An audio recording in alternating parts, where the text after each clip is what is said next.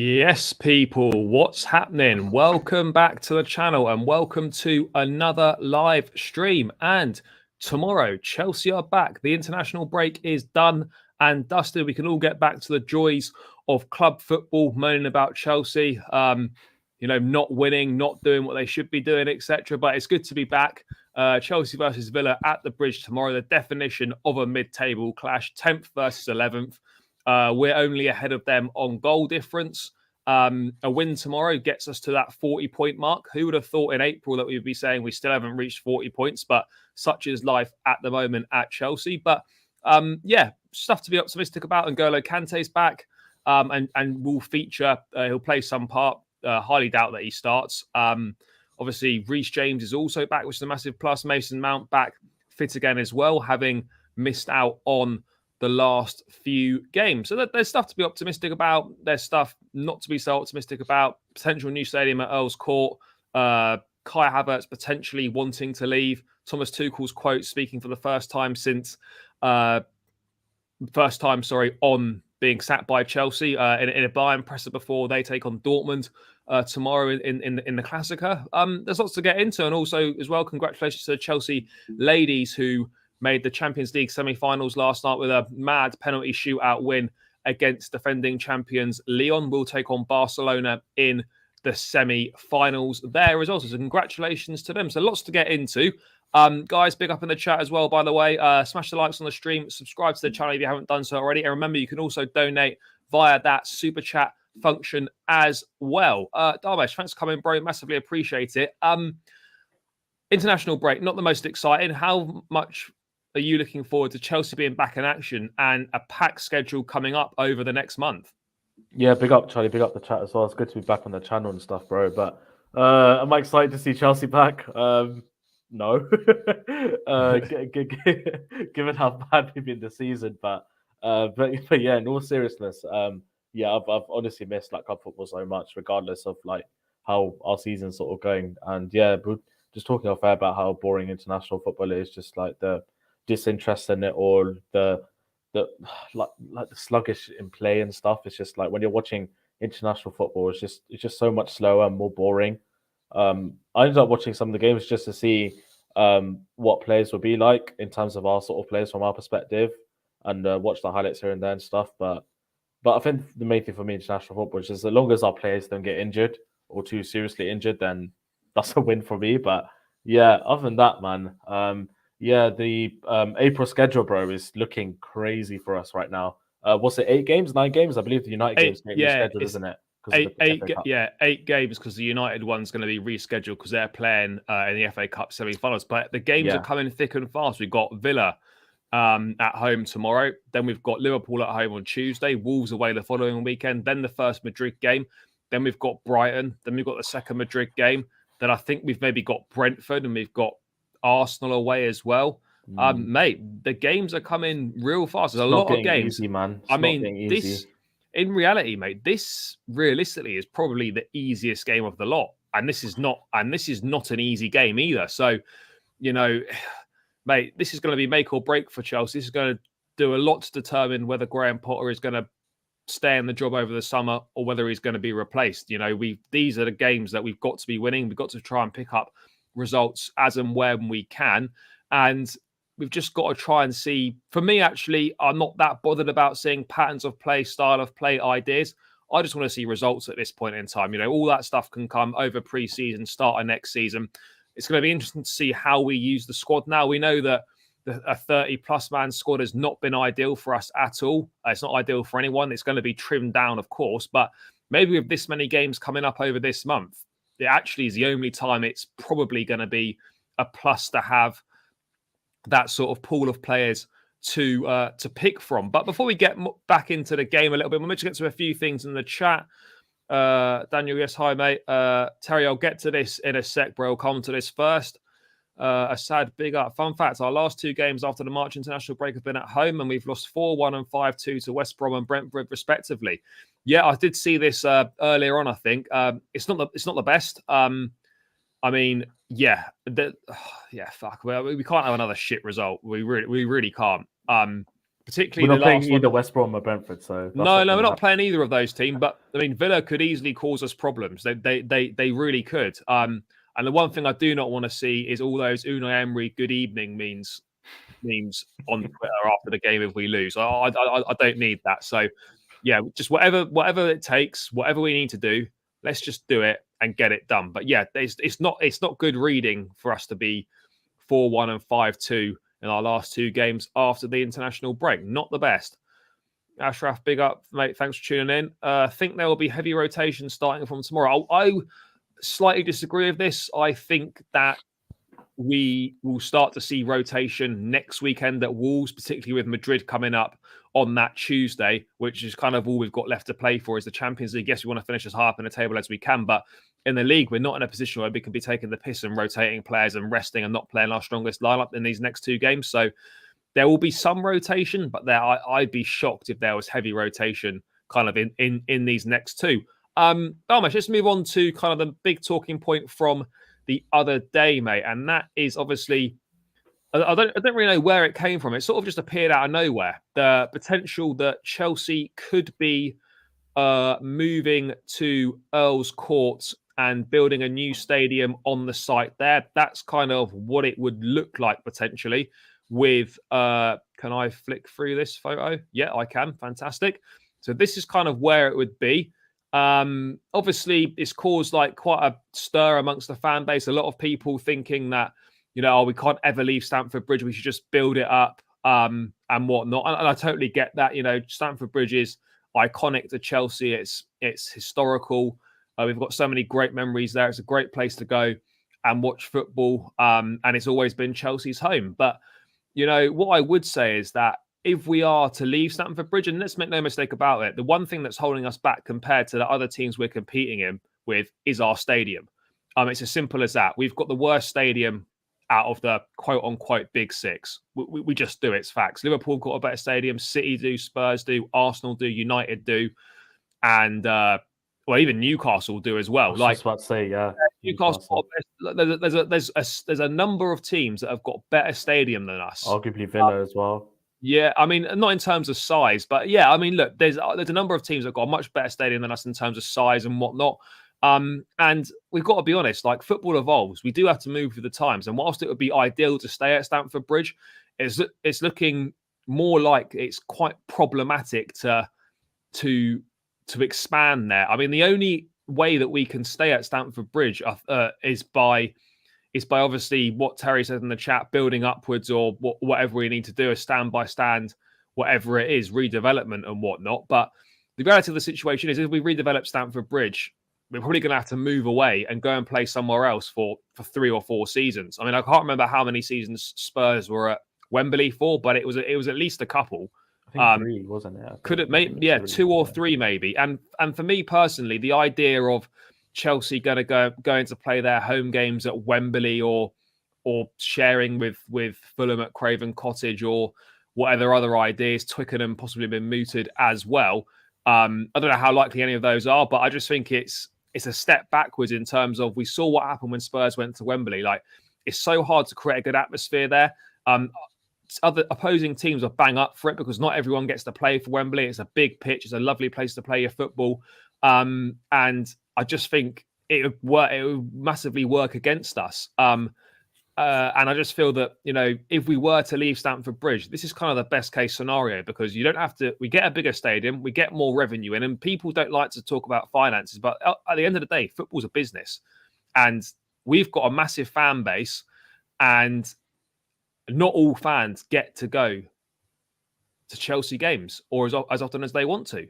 And, we need to get more fans in, new fans, and we need to get more fans experience in what it's like to watch Chelsea. We need a bigger capacity. And for me, I know that this is still quite a way away, but the Earls Court situation gives you the best of both worlds. We're moving down the road. It doesn't alter the match day experience. You're traveling to the same place. You get a new stadium and we can still play at Stamford Bridge whilst it's being built in the years it takes. So we get the best of both worlds in that situation. So for me, it's the logical solution. It's the best of a difficult decision, really. But Dharmesh, how do you view it, mate? I mean, what are your thoughts on Chelsea moving away from the bridge potentially?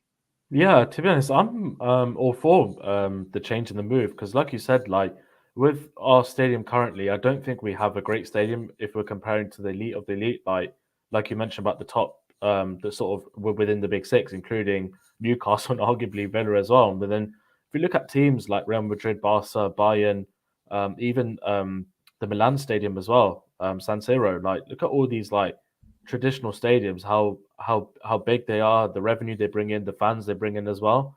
And I feel like with Chelsea, we don't really have that in a way. We sort of like a our what do you call it? Our league table form represents our stadium. To be honest, that's basically if we're Yeah. ranking our stadiums, we'll probably be 10th as well. So yeah, I'm definitely for this sort of development moving forward towards Stamford Bridge. It's not like you said, not too far as well for um to relocate in that sense. It's in the same area, so it won't be as if you're traveling from like Wembley all the way to Stamford Bridge, which is about, I think, how long does it take? About 20, 25 minutes on the tube, I think. Yeah, Wembley's quite far from Stamford Bridge. Yeah, so it's a bit further out from Stamford, and driving there is a nightmare. In Wembley is awful. Driving in Wembley, Mate, getting in and out of Wembley as a fan is so shit. yeah, it's awful, bro. Bro, I go there to see family and stuff. I have family in Wembley, and like when doing shopping at Wembley as well, bro, it's absolute carnage there. Just the amount of people that are there as well. I don't think that the stadium's well placed, to be honest. But yeah, focusing on more sort of us though, like um, I, I think over time the stadium will be good. Like it'd be perfect if we sort of follow Everton's sort of model with what they're doing in Yeah. terms of building their own stadium and playing at Goodison Park currently as well. I think that would be the best case scenario for us at the moment. But on the flip side, if we do have to sacrifice not playing for at our stadium for at least 2 or 3 years and let this stadium build, then as a worst case scenario, wouldn't be mind. My preference would be Twickenham just because it's close to home for me. I won't have to travel far for games, so that would be the plus side for me. But then again, with the football side of things, like it's obviously a rugby pitch. There's gonna be lots of markings and stuff, and we've seen how it's kind of affected Tottenham in a way. I remember one game where they played, I think it was Man City, and then I think there was the NFL the day before, wasn't it? And then all the Yeah, markings were mate. just so confusing. Yeah, Seeing mate. The pitch was absolutely fucking battered. churned up as well. It was shit. Yeah, it was awful, and I've got a feeling it could be the same. But the stadium's rarely in use in Twickenham. That's what I probably say. To be honest, it's not really that much in No, use. there's not a lot of rugby because no club rugby's played there, is it? It's No, literally exactly. just it's internationals and maybe Concepts. like That's it. concerts and stuff. Yeah. Yeah. So I mean, yeah, it's look for me personally, I just don't feel. I look if ideally, like of course, everyone would love to stay at Stamford Bridge, but I just don't know if staying at Stamford Bridge is worth sacrificing 2 to 3 years playing in a Wembley. Because let's be honest, like Chelsea would probably go and play in Wembley. Let's be real.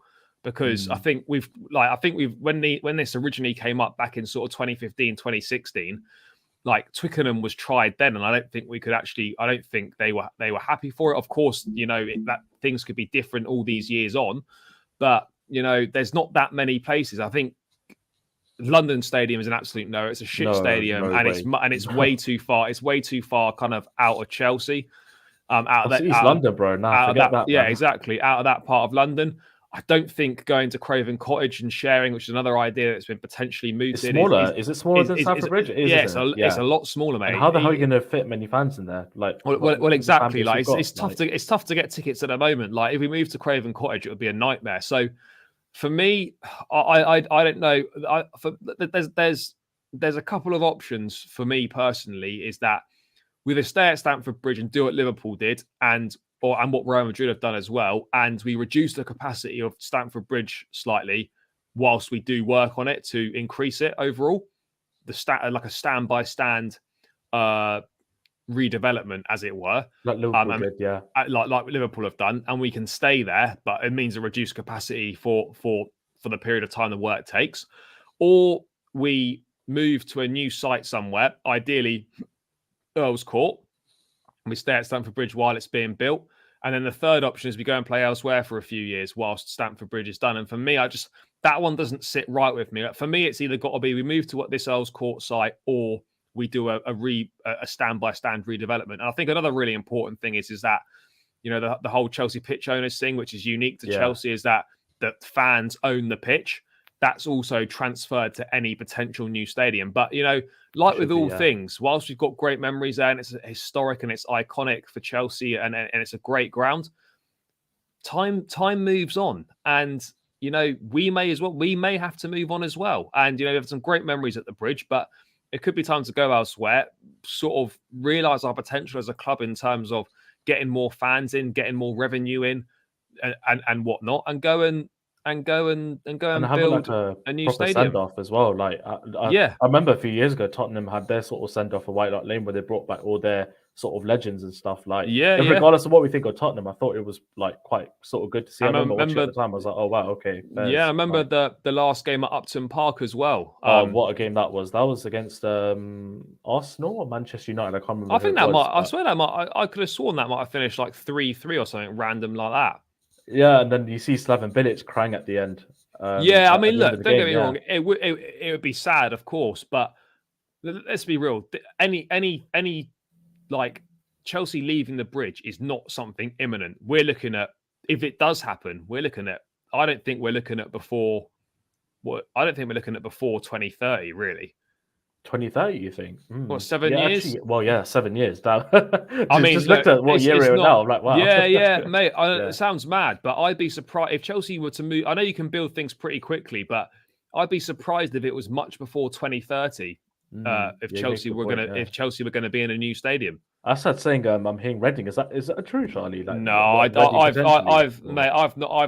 not heard that. New atmosphere in a 60-70k stadium. Yeah, we do deserve that. That we got a massive fan base, and as I said before, you know, more people need to be able to come to Chelsea games because it's too many people just aren't able to go, and more seats, more tickets means, you know, more money for the club, but more opportunities for fans to experience watching Chelsea, and everyone that supports Chelsea should have a decent opportunity of going to watch the games. Don't want to leave the Bridge. It's one of the only traditional historic grounds left in the Prem. We built so much history in this ground to just leave. I don't think it's a case. I get those points, but I don't think it's a case of we're just leaving. Like, this has been something that's been talked about for a long time. Like, everyone within the club, and I think even fans know that something has to give here. Stamford Bridge needs to be redeveloped, or we need to move to a different ground. Kind of thing. Can't stay there forever. We can't stay there forever because we're just going to get left behind in terms of infrastructure. Yeah. We really are, and we are missing out on a lot of money. And I know, as Charlie said, it's not really a hurry for us to leave as well. It's just obviously it's ideal if we move within some point in the future or start planning to, especially under this new ownership as well. I think that was kind of, wasn't it? Yeah, I think it was in the remit of when they took over. That, you know, they were going to redevelop the stadium or something. No, definitely. So yeah, I mean, but I guess again that's something that's quite far away. Tiny, big up. I think the better option is to build a new stadium. Yeah, look, if we can get something like 60-70k, I'm all for that 100%. I mean, I hate to bang on about Spurs, but you know, I was at Tottenham away. The football was shit, but the stadium is unreal. It's class. Like, and that's a sort of facility that Chelsea should have on a par with that. You know, there's no reason why we can't have that. We've got the money, we've got the infrastructure, we've got the fan base. We just need to find the site and make a decision. I don't want to move to a soulless 60k stadium. Yeah, look, I get your point, and teams have moved. Arsenal have left Highbury. Obviously, Spurs have left White Hart Lane. West Ham have left Upton Park. I think there probably at the time there would have been, particularly for Arsenal and Tottenham, there would have been some sort of backlash against moving. But I think now that, you know, they're in, I don't think really any Arsenal fans harbour any grudges about leaving Highbury. I don't think any Spurs fans are feeling too shitty about leaving White Hart Lane. Yeah, I do get your point. No, the first couple of seasons or so, Arsenal found it tough in the Emirates. And we might find it tough in a new stadium as well for a little bit. New surroundings, getting used to a new pitch and all that sort of stuff. But look, I think ultimately the club are going to move forward. Then we do have to, unfortunately, move grounds. Or because realistically, how much can we really make Stamford Bridge bigger in the current position it's in? We can't, because obviously you've got the hotels around there as well. I mean, how much? I mean, what we're on just over 40,000 capacity at the moment. I mean, I'm no architect or anything, But I mean, can we really add 20,000 seats? I don't think so. Maybe I think we can push to 15, I'm guessing, or maybe 10, but I don't think we can go any more than 10,000. We could definitely get to 50K, I'd imagine. Yeah, but I don't think we can go more than that, to be honest. Yeah. Yeah. Yeah, that doesn't surprise me. Obviously, I don't know the numbers, but that really wouldn't surprise me at all. We are missing out on a lot of money revenue-wise for coming into the club, and that's just the reality of the situation. And guys, you get to see Charlie's vlogs in the new stadium as well, so why not? Vlogs in the new stadium. Yeah, I mean, there you go. I mean, it's a while away, but yeah, if we do move stadiums, there will of course be the match day vlogs coming from the new stadium, of course. But yeah, I think that pretty much wraps up the stadium chat. Again, split. People are split. Fully understand that, but I think for me, as I said, we've made the memories, and if we are going to move on as Chelsea, we do need a bigger stadium to match everything else that we've got. We've got the best in class in a lot of things, but we don't have the best in class in a stadium. So we do 100%. Need to try and move up and rival our teams, other teams that we're competing with. But again, guys, this is, we're talking years away here. Nothing is imminent in this at all. It just cropped up because of it was discussed at a recent fans forum meeting. So yeah, any potential move is still a way off for sure. But just an interesting thing to discuss. Moving from Chelsea future to Chelsea past, we've had Thomas Tuchel talking today in the Bayern Munich presser in the build-up to his first game in charge against Borussia Dortmund tomorrow, speaking openly for the first time about his sacking at Chelsea. Ben Jacobs, the great guy that he is, has put it all lovely together in a nice thread. So I'll just quickly move through this. It was kind of a shock, an unusual and very short meeting, 8 o'clock in the morning after the Champions League game against Zagreb. Fuck me, mate. They flew back after that Zagreb game, and then he was straight in 8 in the morning. Must have barely had any time at all to go home. Bro, it's just like normal work, isn't it? Yeah, it was a 3 to 5 minute meeting. I was not in the mood to talk longer. Understandable. We had the feeling we were in the right spot at the right time to achieve big things and stay longer. We had big relationships. Huge relationships with the staff. We still do. How long did it take to get over it? It still hurts not to see these people on a daily basis. I've said it before. I love this job. I have the passion. The week here at Bayern was very demanding, but there's no funnier place than a dressing room and a football staff. Has so much love, joy, so many good jokes that I've missed the most. At Chelsea, we bought an extraordinary bond because of the circumstances. We started during COVID and Brexit, then came the change of ownership. So we were a very strong group on the training ground, and it was not in my hands to take the decision. I was no longer part of this group, and it felt like a family. So now I have found a new challenge. Happy to be back at a very ambitious big club, and straight away I feel the energy. I still have a good bond with the Chelsea players. We still text. There are many, many messages. I still have a lot of friends there, and this will not end because of a new job. There will always be people in the football industry that say I'm difficult or complicated. I don't think I'm difficult to work with. I think I'm easy to get on with. So he's speaking quite openly and quite honestly and from the heart, like he always does. Dharmesh, thoughts on these comments? Obviously, Tuchel's very much in the past now at Chelsea. We kind of need to move on from him, but I guess it's nice to kind of hear sort of not fully his side of the story, because I'm sure there's things that he's not allowed to say or he's not allowed to speak about the nitty gritty details of the sacking, maybe ever or until a certain amount of time has elapsed or whatnot. But your thoughts on the quote, kind of very Tuchel really in the way that he speaks. Yeah, very respectful for obviously the club, the ownership as well, with those sort of comments, the previous ownership as well. And yeah, it's obviously still a shame that he's not Chelsea manager. But we have to move on as a club. We can't keep looking back at the past and reflecting on stuff. Like I know this is obviously a different example, but look at sort of what Kai Havertz has done for us, especially in the Champions League. He obviously won us the Champions League, but majority of us want him gone now just because he's not performing. And obviously Tuchel at the time wasn't performing, but if we were to let him go, like if we had to let go Kai Havertz, for example, I don't think most of us would miss it. We probably thank him and congratulate him for giving us the sort of Champions League memory. But at the same time, like we're not going to feel that sort of connection to him because he delivered us a trophy. It was obviously a team effort. It's kind of the same with Thomas Tuchel in a way, where I know obviously he's won us trophies and stuff, and he really connected with the fans, but at the same time, we've had bigger and better managers come for us and leave us. and we've always been fine afterwards. And I truly think we'll be fine, even without life after Tuchel. But yeah, I mean, it is what it is, and we can't keep dwelling on the past. And I obviously like understand people that sort of miss Tuchel and have that special bonding relationship with him, especially sort of the younger target audience with that respect. But we'll be fine as Chelsea Football Club. Like, I truly back us to maintain that consistency of winning trophies and being successful, whether that's with this manager, which I don't think it will be, but in the future, I think it will be with a manager that can come in and do well for us. But I think posting video photos of like Tuchel and training and stuff, Yeah, like, it's bullshit. I'm sorry, but you can't really do that. Like, No, it's mate. just To be not fair, on. it's not everyone, and I think most Chelsea fans that have got half a brain cell, you know, it's fine to admire Tuchel, miss him and whatnot, but you know, people that are fucking, as you say, posting clips of and photos of him in Bayern gear and at Bayern training and stuff. Like, you either support Chelsea or you support Tuchel. Go and support Bayern then. You know, like, So true.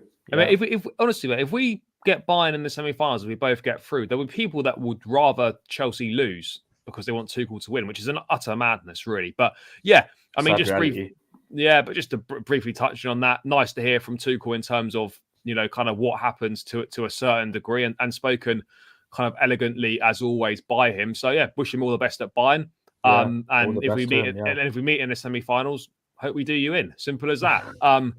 Yeah. What's this here? I don't like to hear he still talks to the players. I think you'll find this is something that's very, very common in football in terms of managers that leave jobs will speak to players a lot more than you realise from previous clubs. You know, it's not just a professional relationship. You know, some people are really good friends with certain managers. You know, Mourinho's got a great bond with a lot of players, and you'll find that just like this probably goes on all the time, but just because it's now been made public, you know, people perhaps don't maybe like it that much. But this is something that, I mean, I've got no way of quantifying this, but it's kind of obvious that this is something that does happen quite a lot with managers conversing with players. Like, you'll get managers that will text players asking them to come and join them. Do you know what I mean? Like, so yeah, it's just part of it. Obviously, maybe it's not ideal whilst it's fresh, but at the end of the day, you know, who knows what they're talking about. So, you know, as long as Chelsea are playing well on the pitch, I don't care who's speaking to Thomas Tuchel and who's not. Charlie, I have a question. Had we had Roman still in charge, do you think Tuchel still would have been in a job, do you think? Or... No, because the No? results weren't Okay. the results weren't great, mate. Like, he wasn't sacked. Obviously, it wasn't as bad as kind of what the run that Potter had been on. Yeah. But let's be real. Roman, like, if you like lost 3 or 4 games on the spin, you were gone, mate. And let's be honest, we've been battered by Leeds. We lost at Southampton. We had like, Roman for sure would have sacked Tuchel after Zagreb. I'm almost certain of that. I'm not sure about after Zagreb, but I do think eventually he would have got sacked. I think maybe when did Tuchel get sacked? Was it September he got sacked? September, Right? yeah. I think by October. I think maybe a month. Roman would have given him more. I don't think he would have gone. I don't think he would have seen the World Cup. Really? Wow. Okay. Interesting. Yeah. I definitely think even when he came in, firstly, I didn't think Tuchel would last. He wouldn't be like a long-term manager. I don't think he'd last around 5 or 6 years. Like, that's just the initial thought I had. So, yeah, he's never been a long-term manager. Yeah. No. I was just curious to hear what you thought of that. To be honest, yeah. Yeah, no, he's never been a long-term manager. But yeah, let's move on from Thomas Tuchel. Let's move forwards then to just very briefly. I know this is not really that interesting, but Fabrizio just kind of clearing up something about Kai Havertz, that at this moment, Kai and his agents are not talking about a transfer away from Chelsea. He was just being respectful to Tuchel and Bayern, and the situation and feeling is that it's not like the Lukaku situation. So I think that's fine. I mean, just on Havertz's future, mate, what are your thoughts on it? Do you think it's kind of classic Kai, where like he does nothing all season, has a bit of a purplish patch March, April time, and then everyone's like, oh, we should give him another go, and then he disappears for like the majority of the following season again, and it's like a rinse and repeat cycle. I don't think we can keep getting sucked into this. It's obviously Graham Potter does really like him. I don't think Chelsea will sell him in the summer, if I'm being real. I just don't think they will, because I think Potter does really like him. But at the same time, a big decision needs to be made at some point on Havertz, because realistically, apart from providing us with some big moments and fair play, he's quite a big game player. Like, the week in, week out consistency is just not there, and it just doesn't look like it's ever going to be there. Yeah, the verdict with Kai Havertz now. This is what, his third season, isn't it? Or fourth Coming up to season with us, third season. So coming up to the end of his third year now. Yeah, I'd probably say sell. I'd cash in now on Havertz. I've given him 2 years. I've always said give him 2 seasons and see how he does.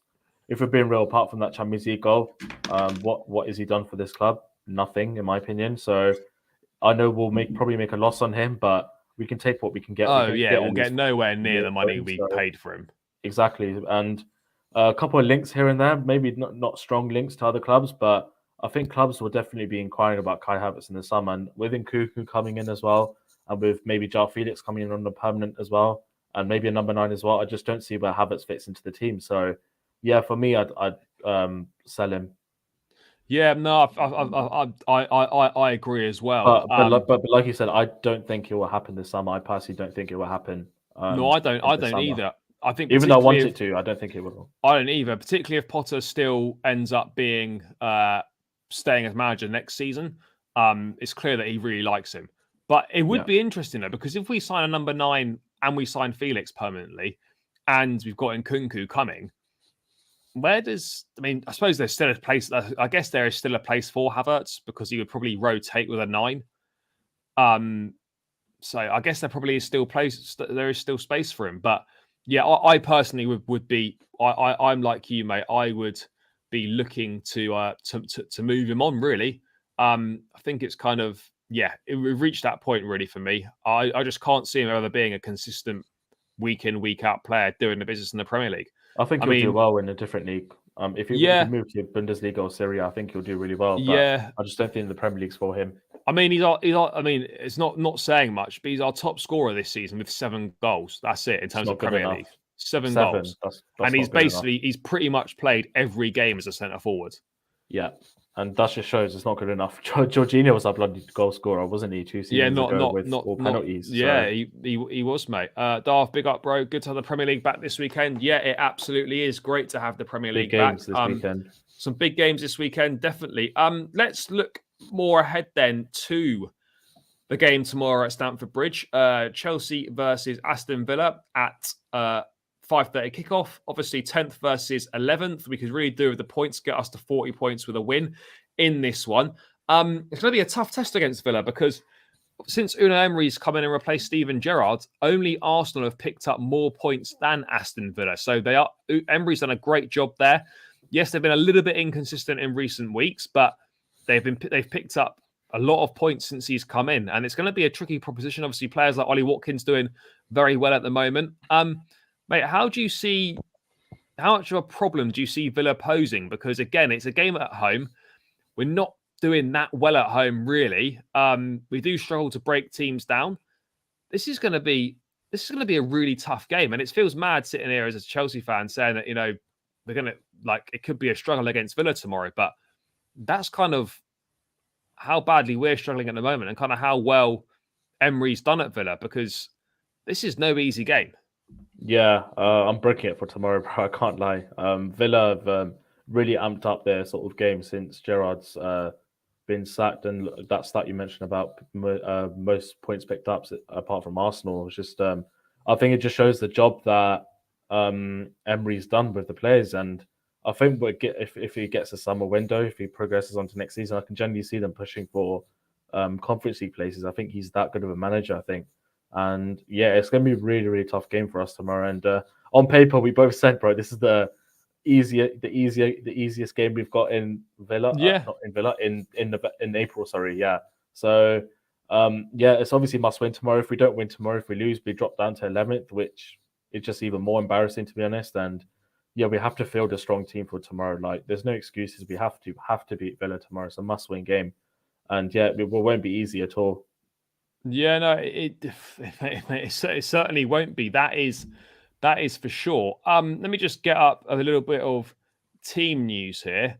Obviously, some players back from injury, some not. There's still No Aspilicueta, no Silva. Obviously, Fofana hasn't quite recovered in time for this one from the injury that ruled him out of the international break. James, Kante, Mount, and Havertz are all back. Obviously, James had a precautionary pulling out of the England squad for the Ukraine game with a slight tightness in his hamstring. Kante is obviously back. I know he was on the bench against Everton, but Potter said in the presser today that Kante will feature tomorrow. Mason Mount's back from an abdominal injury. You'd expect him to be in the squad. I don't expect him to start. Kai Havertz returned home early from Germany duty with some sort of illness. He's back now. There's no Sterling, and then there's a little bit of a question mark over Pulisic, who returned from international duty with a heavy cold. Dharmesh, good news, not so good news. I mean, I guess the big news is that Reece James is fit to play, and N'Golo Kante is going to play some part. I mean, do you think that injury list there is a problem, or do you think, yes, we'd ideally rather have Silva and Fofana, but I think we can probably get by without the rest? Yeah, I mean, the injury list is not going to be perfect for everyone. Like, we're always going to have some players that are sort of out or missing. Like, it's never going to be a complete full fit sort of squad of like 33 players. So, yeah, and the selection choices we've got, we should have enough to beat Villa on paper. Obviously, it's the severity of the injuries as well, like the severity of Aspi's injury, the severity of Silva's injury, the severity of Fofana's injury, and Sterling as well. Like, it all depends on the context of injuries. If they're minor ones that they should be back within a week or so, or a few days, then it should be fine. But yeah, it's obviously a big plus to see, especially again, N'Golo Kante fit and Reece James. I think they're two of our key players. If we looking ahead to sort of beating Madrid and stuff, they're going to be integral for us to beat them. No, yeah, mate, they definitely are. But I mean, let's kind of wait and see what happens. Obviously, like we've taken big precautions with Kante, and I just hope when he plays tomorrow that he just comes through all right, even if it's just 15 minutes or so towards the end. We just need to make sure that he doesn't break down again, because that would just be the worst thing ever. Having not played since August, to have another setback. Yeah, he got that 60 minutes in the week against Charlton at Cobham, against the Charlton 21 side. Obviously came through that unscathed. Playing at Cobham against the Charlton under 21s is not quite the same thing as Premier League football, but it's still football, and it's minutes in the legs that he hasn't had for a long, long time now. So, yeah, positives for Chelsea in terms of team news. Not everyone's fit, but as you said, like, it's rare that you ever have a fully fit squad to choose from. I can't remember the last time we would have had a fully fit squad to choose from. There always seems to be never, I think. someone. Yeah, there always seems to be someone out with something. So, yeah, good news that James, Kante, Mount, and Havertz are back, and hopefully that they can kind of play a part and help us get a much needed 3 points tomorrow. Mate, let's move on to the team selection then. Guys in the chat, feel free to get involved as well with who you think should play. Remember to smash the likes on the stream, subscribe to the channel if you haven't done so already, trying to get to 3,000 as quickly as possible, ideally before the end of the season. And remember, you can also donate via the super chat function if you're feeling generous tonight. Any donation, no matter how big or small, would be greatly appreciated by myself. Dharmesh, no brainer really. Kepa's going to be in goal. How important is it that he has a good game tomorrow? Because obviously he's been pretty exemplary for us this season, but you could argue that he was pretty much at fault for both. Well, had a part to play in both of the Everton goals. It's important that he bounces back with a solid performance tomorrow and doesn't make any mistakes. Yeah, definitely has to bounce back from those errors that he made against Everton. Yeah, I guess it's more of a wait and see with Kepa whether we sort of stick with him as the number one for next season. I definitely think he should be number two at least, but whether he pushes for that number one spot next season, we'll have to wait and see. But yeah, it's important that he has a good game because I think Villa put in a lot of crosses and free kicks into the box as well. They've got players like Bailey, Buendia as well, who can pose like sort of set piece threat in terms of taking them and stuff. And they've got like really big players as well. So it's important that he improves his sort of like cross catching and his commandment in the box as well. So yeah, hopefully we see more of the Kepa from that away game against Villa because yeah, he was unreal that game. Yeah, no, he was great, and yeah, he needs to step up and put in a top performance tomorrow. And to be fair, when he has kind of had setbacks in this season where he was kind of at fault for the City goal at the Bridge, and then away at Fulham he didn't have the best of times. he has responded. So hopefully he can respond tomorrow as well. Back three is where we've got a couple of options really here. I think it's first of all clear that we should be sticking with the back three. It's the formation that's getting us results at the moment. There seems to be no point deviating from it. We've got no Silva and we've got no Fofana. Now, I think we're certain that Koulibaly and Badiashile will play. And then it's just a case of really whether it's Cucurella or Trevor Chalobah. I suspect it would probably be, I would personally go Cucurella. He's not really played much. I don't think he played against Everton at all. So he'll be fresh and kind of ready to go. Mate, what would you go with as your back three and in kind of what order? Would we have, for me, I think Koulibaly does need to play in the middle just because I worry about him playing as a wide centre-back. So for me personally, I'd go Koulibaly. I know Badiashile is left-footed, but I'm sure he can do a job on the right. I don't think it makes that much difference. And then I would be going Cucurella on this left side here. I mean, maybe you might have it slightly differently, but in terms of makeup of players, is that the three that you go with? We can argue about what side of the defence they might be in, but in terms of a three, is that what you'd go with, or would you think Chalobah comes in, or would you go something different? Yeah, no, I'd stick with this three at the moment. If it was up to me, though, I'd probably play Chalobah instead of maybe Koulibaly, but I just know that won't happen because Chalobah rarely plays on the Potter. But the only thing I'd probably change is just swap Koulibaly and Badiashile maybe. But it'd be interesting to see how Badiashile does as a right centre back, even given these left footed and stuff. That's like Rudiger. Rudiger used to be. Rudiger was right footed, wasn't he? He played left centre back. So something like that. Yeah, and I guess it could work. So yeah, I'd probably agree with that back three. Obviously, just for me personally, just swap Koulibaly, Badiashile. But yeah, no, I think that makes sense for that. Obviously, Reece James back fit. Do you think we should be throwing him straight back in? For me, as I said, like we're not in a position where we can be kind of making luxury decisions by not playing our best team. If he's fit and he's ready to go, he has to play because we are desperate for points and results, and we need to be playing our best teams in these games. So if he's ready to go, then he needs to play. If he can only play 60 minutes, then that's fine. But you start with your best team. It's as simple as that. Would you agree that James needs to go in? Yeah, 100%. If fit, Reece James has to play. And then I think regardless of the result, I'd probably take him off after this 50, 60 minutes just to manage his minutes as well so that he can obviously play against Liverpool. I think that's regardless of the result. I know obviously we have to win tomorrow, but for half an hour, I think Ruben could do an adequate job there. So yeah, I'll stick with Reece James, and it's important we play him into some form as well because we don't want him sort of not playing and being rusty, if you get what I'm saying. So yeah, it's important. I mean, it seems that he just kind of plays a game and then he misses a game or two and then he plays again. Like we just need to get back to that consistent Reece James where he kind of plays most weeks. And at the moment, as I said, we're kind of seeing him for a couple, then we're not seeing him for a couple, then we are, then we're not. Like we need to try and get him to a situation where he's playing a consistent run of games. Chile, on the other hand, is banging in form, playing really well at the moment. Had a good game for England on Sunday at Ukraine, and a plus as well that Chile only played one game for England. Did he play full 90? I can't remember if he did. Yeah, I think he did. Oh, okay. I think he did play a full 90. He's in great form for Chelsea. And I guess a simple decision, just continue. And if we need to take him off to rest him or we're in a good position in the game where we can afford to take players off early, then he'd be perhaps one of those because he has played a reasonable amount of football recently, but he's in superb form and a fit Ben Chilwell is a massive positive and a massive plus for Chelsea. So he continues there for you? Yeah, 100%. He's actually surprised me of how sort of well he's done considering the two injuries he's had because even after that big ACL injury he had against Juve last season, when he came back this season, I didn't think he was good at all. I don't know if you felt the same, but I just didn't think he was.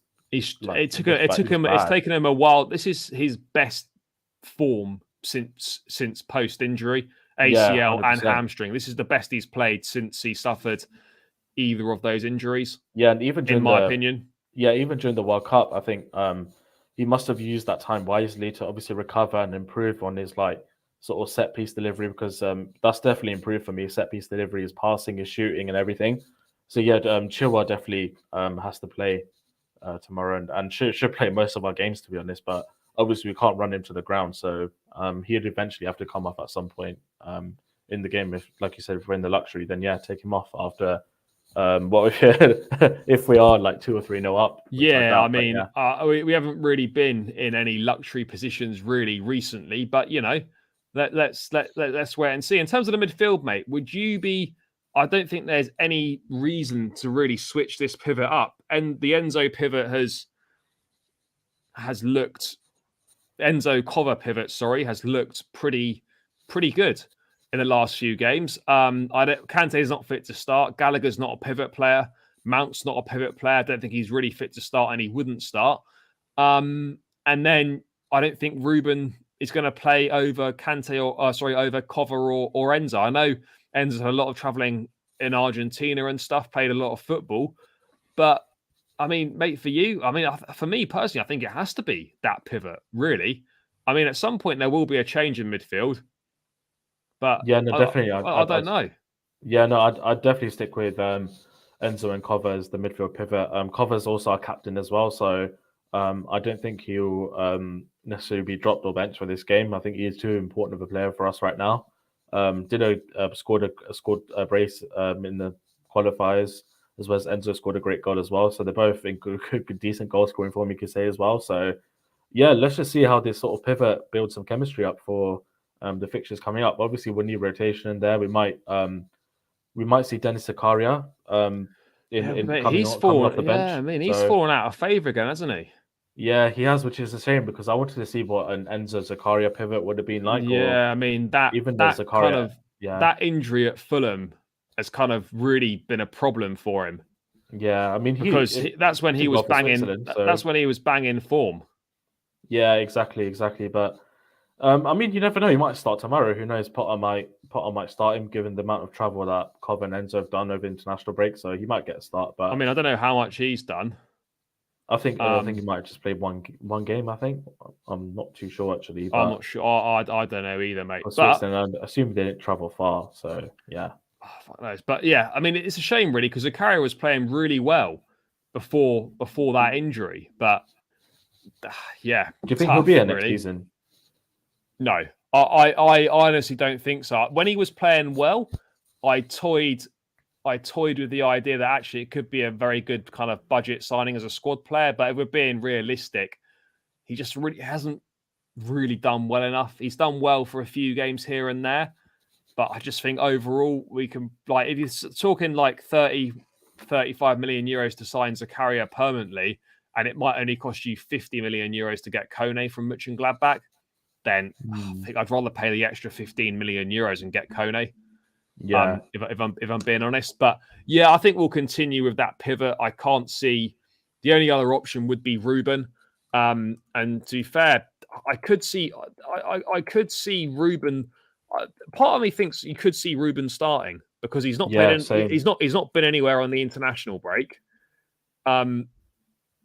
If Ruben's going to start, if one of those midfielders is not going to start, it's going to be Cover. Or Enzo will start for sure, I think. But if one of those players is not going to start, I suspect it's more likely to be Cover than it is Enzo. But let's see. Let's move into the front three then. No Sterling tomorrow, which, okay, he's not had the best season for Chelsea, but he's an experienced player. He's got quality. He's done reasonably well in the last few games. What would your front three be? We had Madueke have a great cameo off the bench against the France under 21s and then not really do anything the following game in against the Croatia under 21s at Craven Cottage. He should get minutes for sure. He needs more minutes. He should be featuring from the bench. It's as simple as that. There's no reason not to. Obviously, we know that Ziyech is not going to play. Pulisic 50-50 wouldn't start him anyway. We saw what happened when we started Mudryk with a bit of a cold. It was a disaster. Yeah. For me personally, mate, I'd continue with Felix, Mudryk, and Havertz as a front three. Probably start Havertz in that kind of wide right or sort of inside right 10 position. But again, they can all kind of rotate. That front three is very fluid. We saw Mudryk play down the middle against Leicester. Felix can rotate into that middle position. So it's quite a fluid front three. I mean, would this be the front three you go with tomorrow? I guess it almost. I mean, it was not as simple as this because I still don't think Potter will pick Mudryk to start. But like this, in theory, is for me is the best front three we've got available. Yeah, this is the front three I'd stick with as well. With Mudryk as well, I just think we need to keep building his minutes up, just keep playing him, because having him dropping out the team's not helping him. I think having that sort of consistency and runs of games, I think, will help him personally as well. His interview was pretty decent as well. I don't know if you saw or listened to that at all or not, but his interview was pretty decent as well. Seems like a really grounded guy. I think he really wants to succeed for our clubs, and just keep starting him and see how he does. If he has a poor run of games, like say we get to the Wolves game and or up until the Madrid game, let's just say he hasn't performed, then it'd be perfect time to drop him against Madrid in that sense. That's the way I'd sort of be judging it. And yes, it's a good game to build some confidence at home. First game after the international break as well, against Villa as well. So yeah, and then the other two, Felix and Havertz, speak for themselves. Havertz is obviously had 2 or 3 good games before the international break. Against Everton was okay, I guess, wasn't he? And then it was all right, yeah. And then like realistically, but I think the only change I could probably see is maybe if Mudryk doesn't play, I think Hakim Ziyech will get a start. He hasn't played for a long time. But Potter does pick him. To be fair, he does pick him, doesn't he? He does sometimes. I mean, he hasn't picked him in the last 4. I can see him starting tomorrow, bro. Honestly, I can honestly see it for Mudryk. I think that's the most likely. I hope not. I mean, it would be a ridiculous decision to do that. Yeah, I mean, but I think I've just got a feeling that would be probably the change that Potter makes is maybe Mudryk for Ziyech, and then Havertz will probably start at that false 9 or number 9 position, then Felix in that left-hand position. That's just what I think anyway. But this is the front three I'd go with. Like, we paid 60 to 80 million for Mudryk, and we haven't seen the best of him yet. And it's annoying that fans are writing him off already when he hasn't even completed. How many times has he completed the 90 minutes? I don't think he's played a full 90 once. Well, there you go then. That just says it all then, that people are writing him off already when he's only made cameo appearances and not even played a full 90. So yeah, no, for sure. He just needs to play more football and be given more of a chance. As simple as that. And when he does play, and hopefully starting tomorrow, we need to get him involved so much more. We need to give him the ball more, put more balls in over the top for him to run onto, and whatnot. What's this? Let me have a quick look. What is it? Let me check.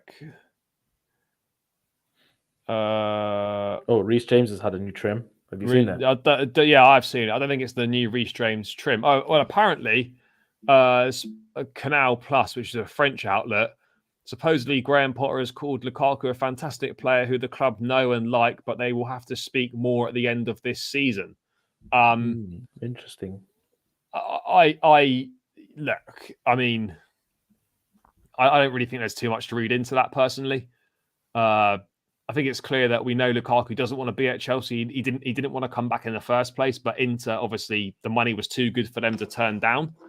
But yeah, I mean, I don't think there's any way that Lukaku will play for Chelsea again. I mean, I could be wrong. Bro, it's going to happen, man. It's going to happen. I could just see it happening, bro, honestly. Well, no, because we're looking to sign a 9. So, there's... We're looking, bro, but is it really going to happen with Lukaku still at our club? I don't think so, bro. I think I can honestly see this happening, man. I've been thinking about this for a while. I've just got a feeling we're going to see Lukaku in the team, man. Mate, I don't know about that. I'm not sure. Do you honestly think he could do well? Okay, but to take away the interview stuff, do you honestly think he'll do well for us, Lukaku? I don't know. I think he's got I think he's got a better. He's got a far better chance of doing well because we've got much better players around him than we did before. But ultimately, he just doesn't want to be here. That's the big thing. He doesn't want to be here. But you could certainly see with the likes of Felix, Mudryk, Enzo in midfield, Sterling and whatnot, like Lukaku with better players around him, like he does score goals. If you create chances, he will, majority of the time, put the ball in the net. You just don't get much else from him. I think if Lukaku was to come back, I think he would do an apology video and a proper apology video, and then maybe come back into the team. I really don't know. Can you imagine if he just say, "I want to stay"? Yeah, like, I mean, I still personally feel that, I think it's a long shot. That's just my opinion. I think it's a long shot, but I mate, don't know, bro. I think it's possible, man. Honestly. oh, it's definitely possible, but I do think it's a long shot. I do think it's a long shot. If I'm being honest, there's definitely a chance he's definitely going to come back at the end of that loan. I don't think he'll take. Maybe he'll come back to training. I think he'd ideally probably want to avoid something awkward with the squad and maybe try and get his future sorted out before pre-season starts. I don't really know, but look, there's definitely an opportunity. But for me, I can't see it happening personally. But you know, football's mad. Chelsea's mad. Never say never. Exactly. But mate, let's round this one out. Score prediction for tomorrow. Are we going to finally get to the 40-point mark? Wait, how many points are we on now? Are we on 37?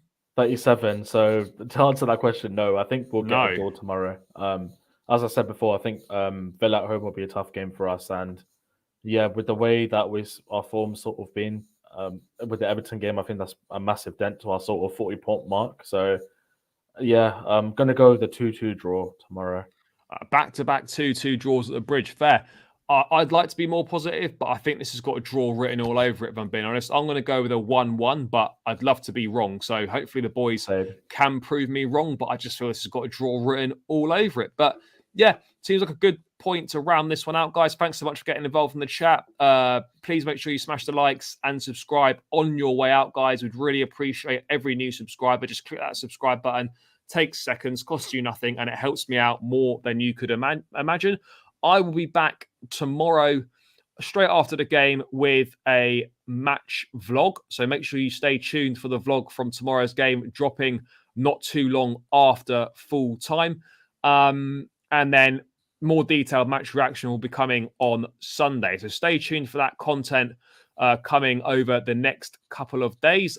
It's great that Chelsea are back. Let's hope they can put a smile on our faces. Dharmesh, thanks for coming, bro. Massively appreciate it as always. Guys, make sure you follow Dharmesh on Twitter. I've linked it in the description and it's on his screen name thing. Also, guys, whilst you're at it, you can follow me on Twitter as well. Heading towards 2,000 followers now. So make sure I'm about 350 odd away. So every new follower helps on Twitter as well. But I'd rather you subscribe than follow me on Twitter, but you might as well do both. So, yeah.